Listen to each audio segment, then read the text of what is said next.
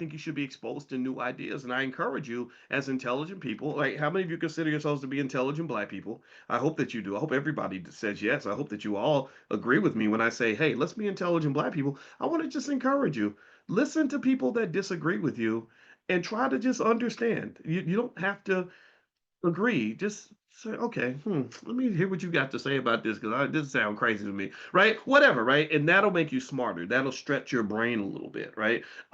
So that was how it all started. And this campus president, I got to finish the story now. Now that I just started telling, I hope it's okay.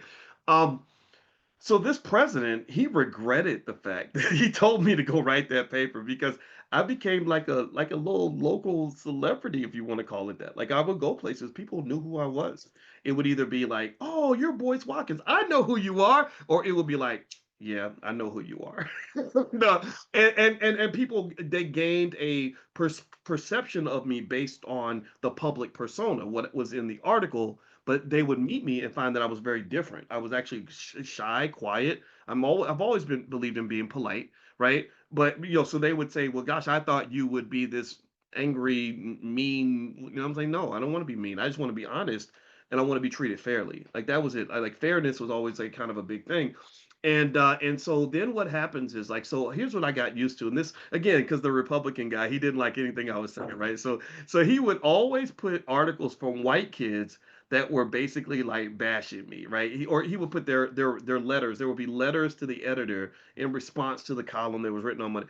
Boyce Watkins is an idiot because blah blah blah. I read Boyce's column, blah blah. Like the white kids, they all would read the stuff and write these horrible letters, and there'd be like hundreds of letters that would come in. And then there was a black girl who wrote in a letter where she said, "You all don't know what it's like to be on this campus. You've never dealt with racism, so you don't you can't relate to what he's saying because you've never gone through what we go through as black people, right?" And I was surprised he published that because most of the stuff he published was usually negative. And and so when this girl was walking to campus, her name was Tanya something. I don't have her last name in my head, but she was walking to campus and these white kids followed her to campus and when she walked into the door to the psychology building, they pinned her behind the door and put a knife to her throat.